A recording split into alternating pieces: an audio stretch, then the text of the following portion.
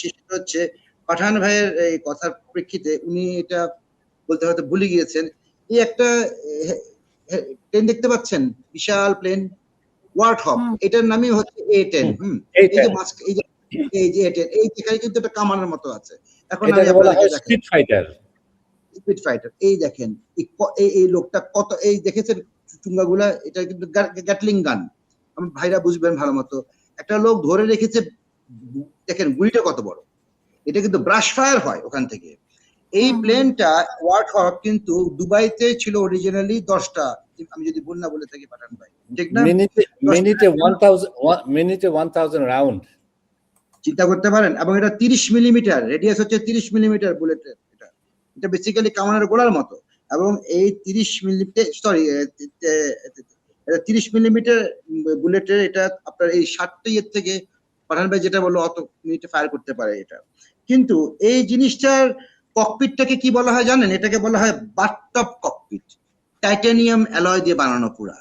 এইটার কিন্তু বাইরের থিকনেস হচ্ছে স্পেশাল একটা ম্যাটেরিয়াল দিয়ে বানানো হয়। এটাকে বেসিক্যালি বম্ব প্রুফ বলা হয়।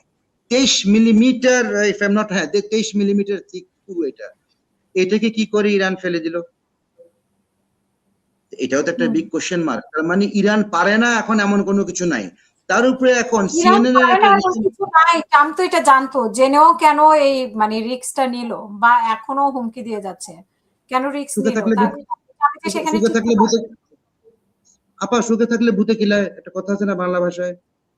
কারণ আপনি ইরান কিন্তু অনেকবার হুঁশিয়ারি দিয়েছে যে তাদের কাছে কি কি আছে, এবং তারা কিন্তু একজনকেও ফিরতে দিবে না। আপনার নিশ্চয় মনে আছে, সেনা প্রধান থেকে শুরু করে অনেকেই কিন্তু ইরানের অনেকেই সতর্ক করছিল, আমরাই তো প্রতিদিন আলোচনা করছি, কিন্তু সেখানে তারপরে ঘটালো।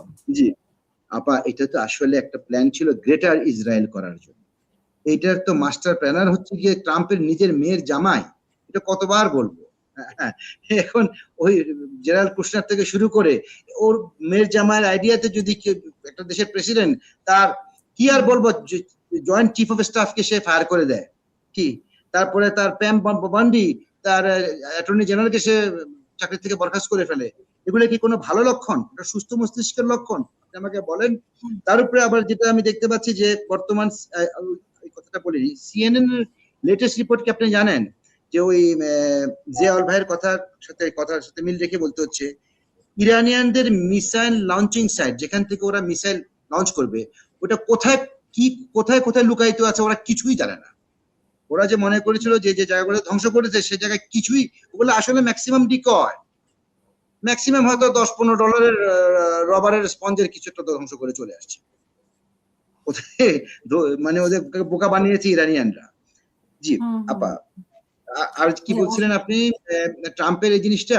এই ট্রাম্পের যে স্বপ্নটা হচ্ছে, মানে ট্রাম্প আসলে কি করবে? কারণ ট্রাম্প তো ধরা খেয়ে গেছে, মানে ধরা খেয়ে গেছে, মিথ্যা বলেছে এতদিন, তো মানুষকে মিথ্যা স্বপ্ন দেখিয়েছে, কিন্তু আজকে তো সে যদি একবার মিথ্যা বলতে পারে আপা, সে 1000 মিথ্যা আরো বলতে পারে, অসুবিধা তো নেই। আমি কি ভুল বললাম পাঠান ভাই? সে এখন এই মিথ্যাগুলোকে টেনে টেনে নিয়ে চলে যাবে আরো। সে তো স্বপ্নের রাজ্যে বসবাস করছে। আজকে আমি একটা ইউটিউবে দেখছিলাম, আমি ভুলে গেলাম রেফারেন্সটা, যেখানে তাকে একজন তার নিয়োগ করা একজন ব্ল্যাক আফ্রিকান জাজ, হ্যাঁ, তাকে বলেছে একটা খুব কড়া কথায় বলেছে, এটা আপনার বাড়ির মামলা নয়, এটা আমেরিকার রাষ্ট্রীয় মামলা। কড়া ভাষায় বলেছে। ট্রাম্প এটা আশাই করে নাই। ট্রাম্প তো মনে করেছে সে তাকে তাই করাতে পারবে। এটা কিন্তু হবে না এবার। তার কি স্বপ্ন আপা আমি একটা বলি, তার স্বপ্ন হচ্ছে সে থার্ড টার্মে থাকবে প্রেসিডেন্ট। কেমনে থাকবে? সে ওই দ্বিতীয় বিশ্বযুদ্ধে, if I am not mistaken, Franklin Roosevelt যেমন করেছিলেন, উনি চিন্তা করছে এখন তো এপ্রিল মাস আসলো, এপ্রিল ফুলস যেহেতু গেল, এখন বাকি লোক আমেরিকানদেরকে আমি ফুল বানাই। এরকম করতে করতে আস্তে আস্তে কয়েকটা মাস কেটে যাক,